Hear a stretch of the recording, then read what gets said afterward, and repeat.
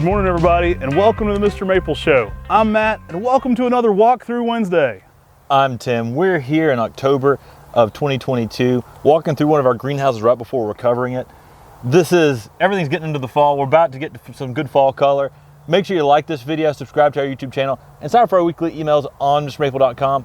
We're going to check out some of the cool plants that are here in this greenhouse. Yeah, this is a big transition. This house will get packed in soon, covered over, and we'll probably be putting more plants in here. But we don't want to stop doing our walkthroughs. We wanted to catch this one for you this morning. I mean, we're probably weeks away from just impeccable fall color here too. So let's get into it. First off, let's talk about Fire Glow. I know that's one we talk about a lot on our channel, but awesome plant. One I always love to talk about. Acer palmatum Fire Glow, great Japanese maple with some amazing fiery red spring color, but amazing bold fall color as well. The thing I love about Fire Glow is when the sun hits it with the morning sun or the afternoon sunlight, it gets an orange to the backside of the leaf, and that with that sunlight combination, it creates a glowing effect. And that's where the tree gets the name Fire Glow. So when you're planting a Fire Glow, plant it where you can look up into this plant with morning sun or afternoon sun hitting it, because that creates that glow that everyone loves about Fire Glow. You know, the fall colors are some of the best on some of the red uprights with Fire Glow, but this is an amazing plant, good red upright that doesn't get too big. Excellent heat tolerance. Think of it as a smaller red emperor with even a little bit more fiery color, Emperor 1, but some awesome colors here. It's actually an introduction from Italy, so a cool one to have there in your collection. We need to do another cultivar highlight just on Fire Glow. It's one of my favorite upright reds. We could do a Ghirardelli collection video, but people may think it's about chocolate. Hey, with that chocolate algorithm. But we've definitely got a lot of fun plants in here. Orangeola is a classic. We've got a set of orangeolas through here, some high graft orangeolas. One of Miss Jody's top fives for sure. Hope you watched that video. Dad's top five too. Right, it's in everybody's top five. Orangeola, classic for that, multitude of colors it brings in the early spring. Pretty soon these will hit some shades of orange to even fuchsia in the fall. My favorite time, you've heard me say this before, but it's midsummer. That greener older growth with then pink and green new growth over top of that. It kind of just hits all kinds of shades. Love orangeola. Was a previous maple of the year. It's a good lace leaf that gives you a constant change of color. I mean, it gets orange, red, new growth to all those colors that you talked about. Ever-changing beauty. I mean, that's what people love about Japanese maples, and orangeola embodies that perfectly. Yeah. Let's grab some different plants. We talk a lot about maples. We do a lot of other stuff here at Mr. Maple. We're big fans of cool plants. Maybe one of these over here. These are Orange Rocket. Yeah, these are a berberis that stays pretty narrow. I like using these in companion plants with Japanese maples. Right. They have a nice upright structure, some good fall color to them, but they do have some thorns. So you don't want to plant this somewhere like in the walkway. They can be planted back off the walkway a little bit, or as a foundational planting, but a great complementary plant to Japanese maples. I'm a huge fan of berberis in conifer gardens. You've already got a conifer garden going. It's a small plant that can give you some crazy contrast. I think the textures look really nice. So if you're a conifer collector, I think they're the perfect way to spark up that color in a conifer garden. That's one of my favorite plants right there. Let's get it. Now, these have already dropped leaves, but this is an azalea, deciduous azalea, called Mandarin Lights. The thing about this thing is it just lights up the landscape when it blooms with some bright orange blooms clustered all around this. Being a deciduous azalea, this is a plant that's easy to grow. Make sure you give it good drainage, organic matter when planting. But this is a plant that has some good vigor to it. And Mandarin Lights is one of the more cold hardy of the deciduous azaleas. It's part of the University of Minnesota's development program, where they've developed extremely cold hardy deciduous azaleas, and the large clusters of orange blooms make this plant really show off extremely well. I mean, paramount amongst this one is that bloom color. It's got a spectacular bloom, nice large bloom, mandarin colors on it. I mean, it's got everything you love about that orangey hues. You can get just lost in the blooms on this one.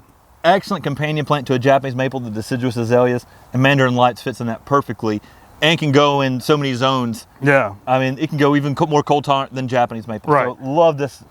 So let's go from Mandarin Lights to Evening Lights. Another fun plant here. I'm a huge fan of Evening Light. This is a Styrax japonicus. You probably heard me talk about this in top 5 rare plants of the week, but I'm a huge fan of Evening Light. It's dark foliage and bloom colors are just spectacular. They give great contrast there in the garden.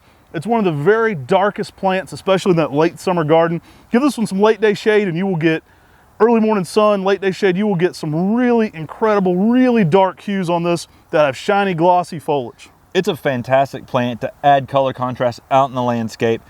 And it's the first color variation on the leaves of any of the Styrex japonicus. So you got those fragrant Japanese snow bells that people love so much. They have the bells that hang down with white blooms, white pink blooms. This one here, that contrasts so well with the foliage. It makes a great plant out in the landscape. And it's another tree that you can get a flowering effect with a plant that has that dark foliage. Guys, we got some crazy sizes in these right now. They're always popular for us. Some we stock them heavy. We've got good numbers in this one, but it does sell out. You know, a lot of these are probably ready for 3 gallons this winter. So grab a evening light. We just talked about the Mandarin light, but grab another light here. We've got an evening light to go with your Mandarin light. Now that'd be a fun pairing right there. The orange flowers next to this dark foliage. Those are 2 lights you could definitely have on next to each other. Definitely light up the garden for sure. Let's grab some of these. Miss Sayoris? Yeah, let's talk about it. It's one of my favorite hydrangeas. Now, these here are Miss Sayori. This is a plant I love a lot. This is actually a darker foliage hydrangea. We're right before fall color, so the color's faded just a little bit here in western North Carolina.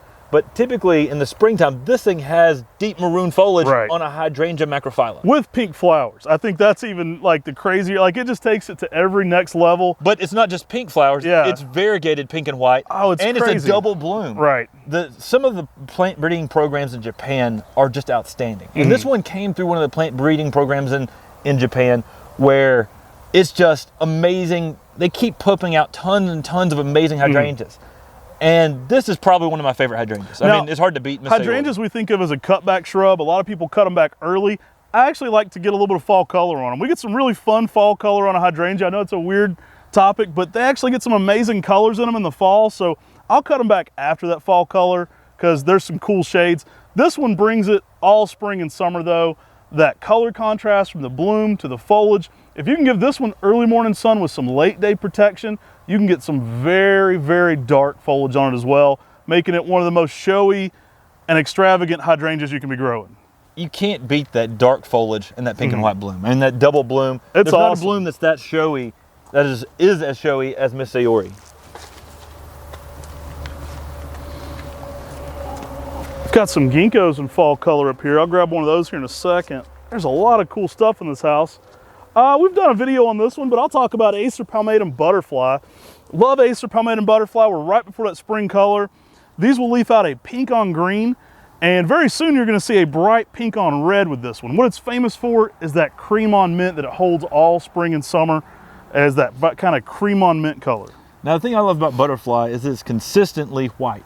I mean, if you put this tree out in the landscape and it gets to be a larger plant, this one here can have some years where it can be almost completely white.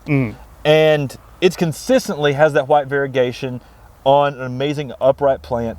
And that etching around the green leaf really looks almost like a painter just went around and took a paintbrush and painted just right around the edge of every single leaf. A personal favorite for container gardening that does equally as well on the ground, but I love this one in a big pot. You can take it to a real heavily shaded area and get some of those crazy white shades in the spring. Just an all-around great plant, Acer palmatum butterfly.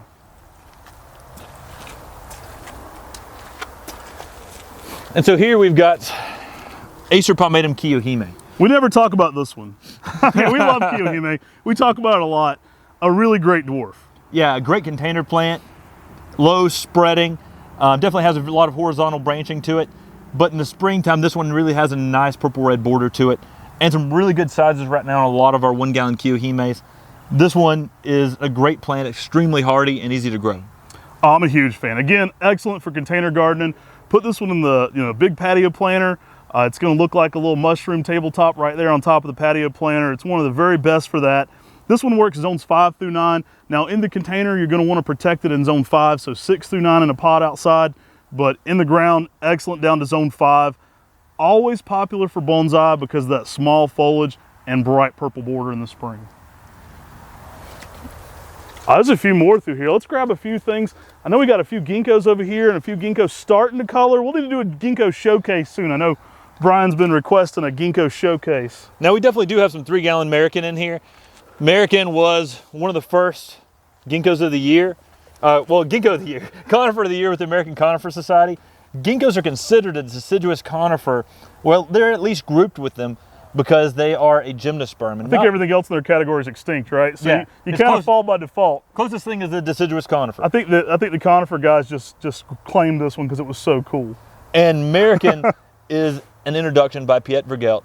One of the few without Peve on there too. Yeah, and it's pronounced Maracan, technically. But we often say American here in America. People often say American. And amazing dwarf compact ginkgo. It's everything you love about a tall ginkgo, but in a tight compact form. Awesome plant here. One of my favorite ginkgos for a container garden. It's got a compact dwarf shape to it.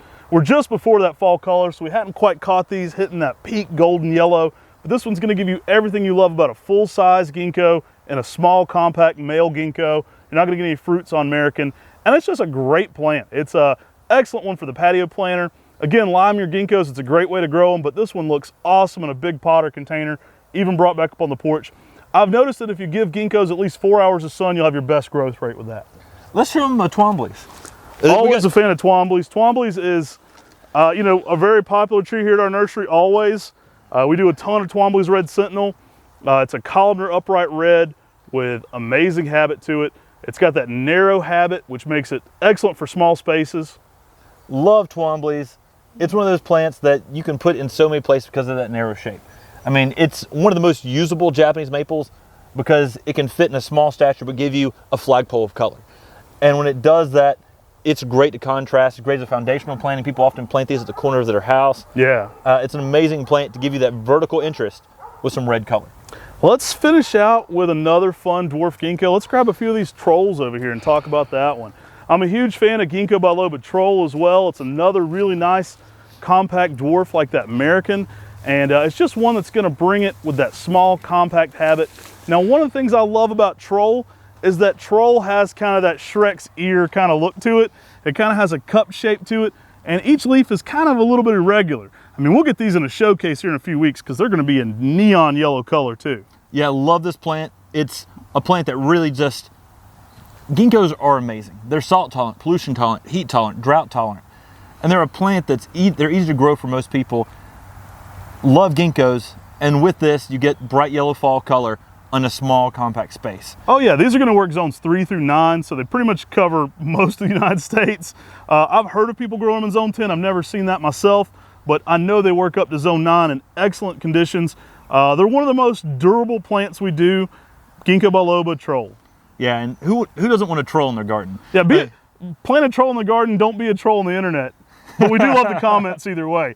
So definitely like, subscribe, and share on our YouTube channel here. We hope you've been enjoying these walkthrough Wednesdays. We've been trying to get out and give you different style content where we walk through the nursery, show you some things that we're seeing on a daily basis, and share a little bit of our passion for plants with you. And we're here in October of 2022. So this is the sizes they currently are. If you watch this, if you're purchasing trees from us at a later time, they could be larger or smaller. We really appreciate y'all watching today's video. Make sure you sign up for our weekly emails on MrMaple.com. We had 10 new trees every single Tuesday at 10 a.m. But make sure you follow us on YouTube because we have so many awesome plants and so many things we talk about through our new videos and our new programming here on Mr. Maple. I mean, from our podcast, from our top fives to our walkthrough Wednesdays, I think that there's something that everybody can enjoy. Hey, thanks for tuning in, guys. Take care. God bless. And have a great day.